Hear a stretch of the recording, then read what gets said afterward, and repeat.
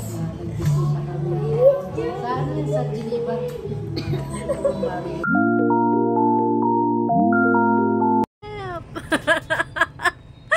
Iniisip ko pa lang yung magiging content ko ay kinikilig talaga ako at natatawa ako.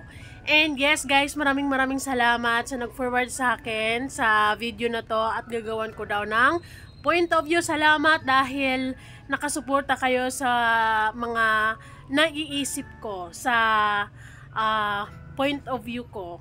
Isa yan sa mga malaking bagay para sa akin na nakasuporta kayo sa bawat video ko. Yon, thank you so much guys. Kung meron pa kayong mga tinatagong clip dyan ng Rochelle at gusto nyo nang bigyan ko ng point of view, akin na po. Gagawan ko na po ng istorya. Anyways, para wala ng conflict, para sabihin na tapos na ang lahat at it's time for them to face their own lives, na talagang masasabi mo sa kanila na tapos na sila sa pagiging binata or pagiging dalaga dahil nasa tamang edad na sila 10 years from now. Okay. marami na namang hindi agree dito kasi masyado nang matagal yung 10 years. Kailangan nating intindihin si Rachel ay mas bata sa atin di ba? Hindi naman pwedeng dahil mas matanda tayo, kailangan nating madaliin sila. So kailangan ma-experience na muna ni Rachel yung mga bagay-bagay bago sila mag-settle para yung tipong maramdaman na nila na it's time to settle. It's time to have their own family. Ganon. Kasi sa ngayon kasi, hindi ko maramdaman sa kanila yung to have their own family or yung kasal-kasal na yan. Kasi parang yung puso nila ay umaapaw pa talaga yung suporta nila sa pamilya. And meron silang gustong ma-achieve.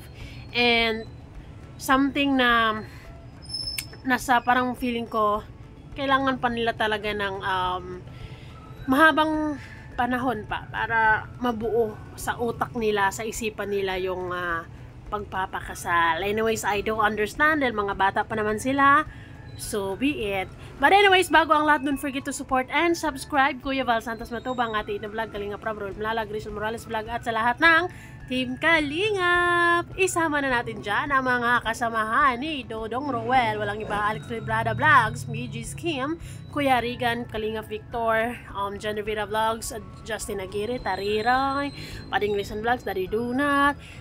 Salamat din sa aming, salamat din sa suporta nyo sa aming mga reactors. So guys, this is 10 years from now. Ito yung nabigyan natin ng point of view.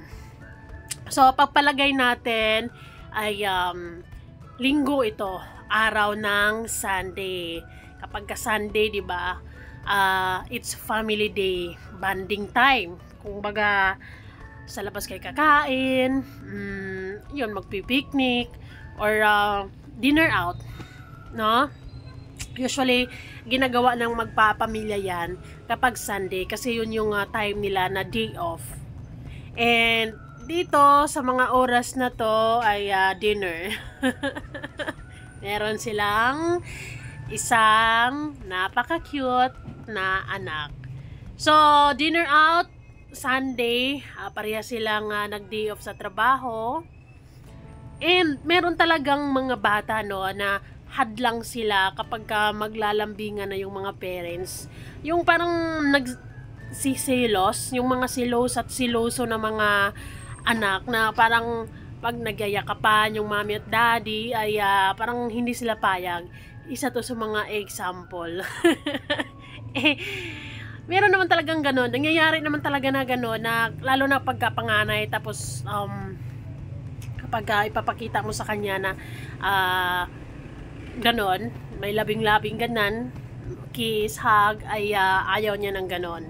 Hindi ko alam kung bakit. Pero meron namang mga bata na sanay, pagka katulad ng amo ko dati, yung mga anak nila ay hindi na nagre-react kapag nakikita nilang naghahag ito or nagkikiss ito sa tuwing umaalis, okay sila doon. Pero may mga bata talagang silosa. So, habang kumakain sila ay humirit ng isang mag-kiss si Dodong Roel, pero may hadlang. Silosa ang panganay ng Rochelle, pero carry lang. Look at this.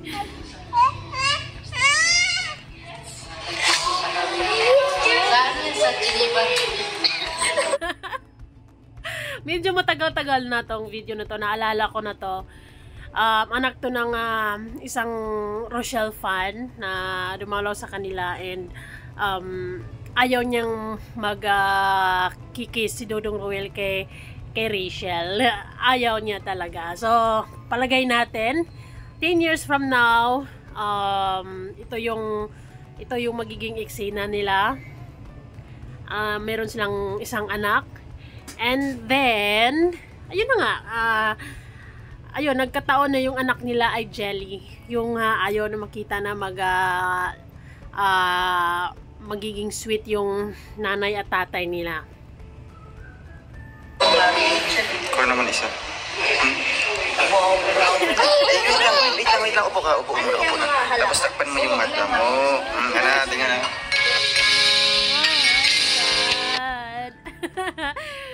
Ay, nako.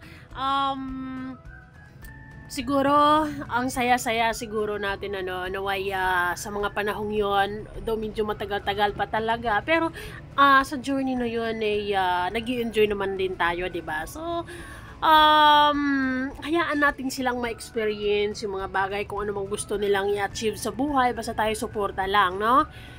So, 10 years from now, I wish na andyan pa din tayo, dito pa rin tayo, nakasuporta pa rin sa kanila, nasa mundo pa rin sila ng YouTube, and tapos na sila sa, successful couple na sila, natupad na nila yung mga pangarap na, just like Kalinga Prab and Ate Jack, diba?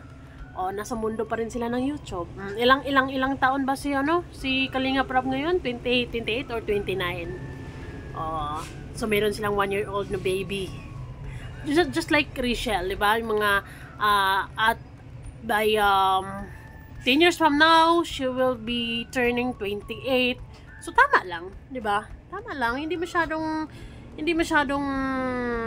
kumbaga, talagang sa mga panahon na to, masasabi talaga natin na nagagawa talaga, naiikot na nila kung tutuusin kung saan nila gustong pumunta, di ba? Bakit ba ako'y laging ganito?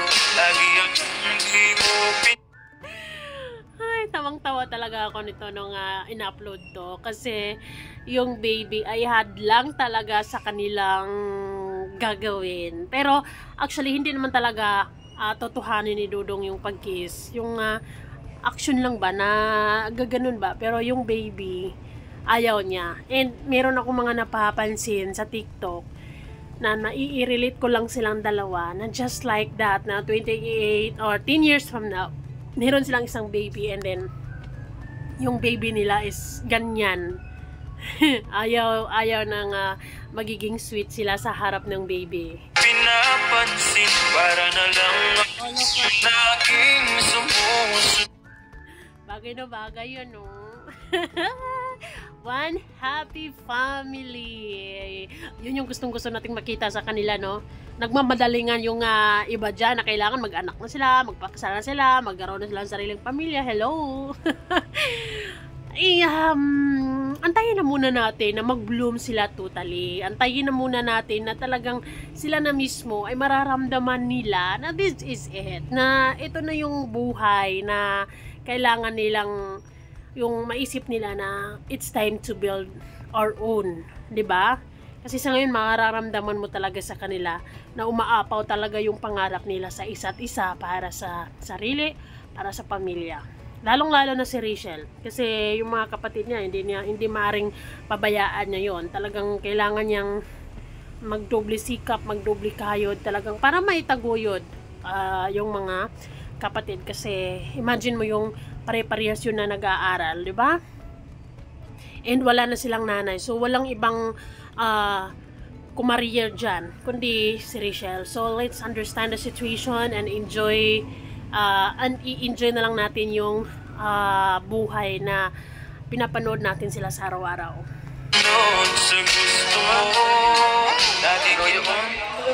Takpan mo lang. Kaya natakdaya. Kaya pagbilang ko ng 3, wag mo nang buksan na. 1. Kahit sino ka pa. Ayang baby. Actually, yung baby ay parang kamukha lang naman din nila. Hindi rin masyadong, pero maputi lang yung baby. No? Pero imagine ko, look at parang si Kalinga Praban, si Ate Jack, diba? So, ganun. Mga ganong edad din si Rachel. At least meron na din silang isang baby, diba? Ganap na engineer na si Rachel, tuloy pa din sa YouTube si Ruel.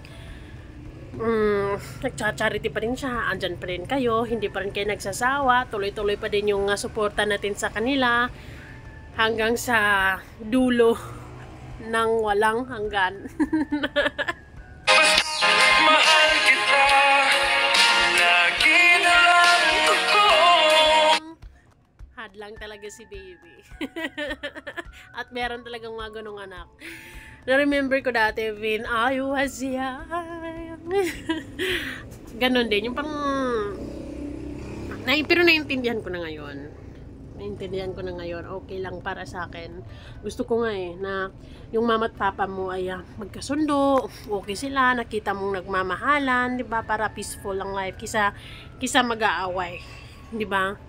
So, I know naman na kapag sila mismo ang magkaroon ng sariling pamilya soon, ay for sure magiging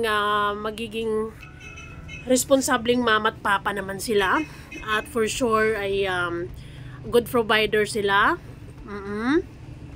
And sure na rin ako na mamahalin nila na ang kanilang mga anak. So, limit lang kahit mga 3 anak. 3 anak. Why not? Why not? Diba?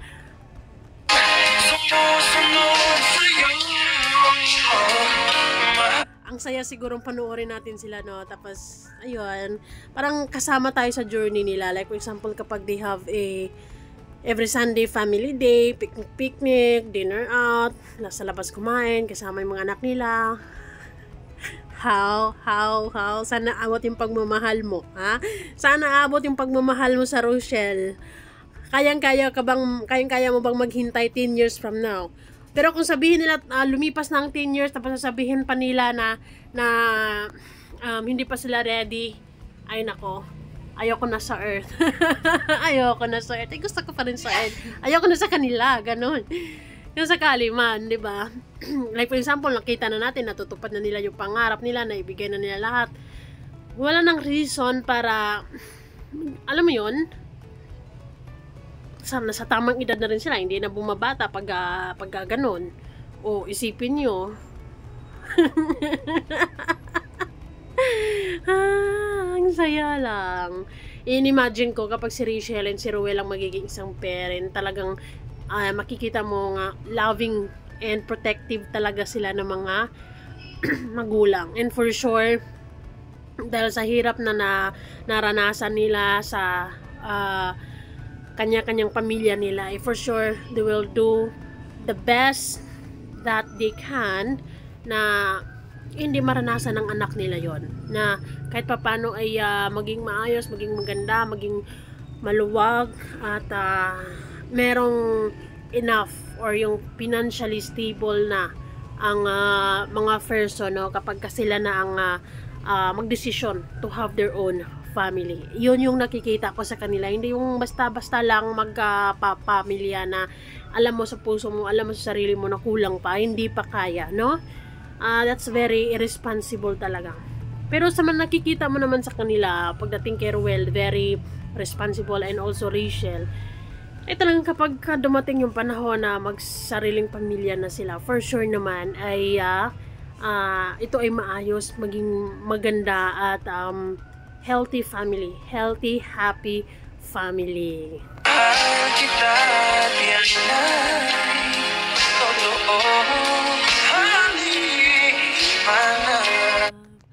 pareha silang lapitin o pareha silang malapit sa mga babies. So, talagang may tendency talaga na gustong-gusto din nila magkaroon ng baby sa tamang panahon, 'di ba?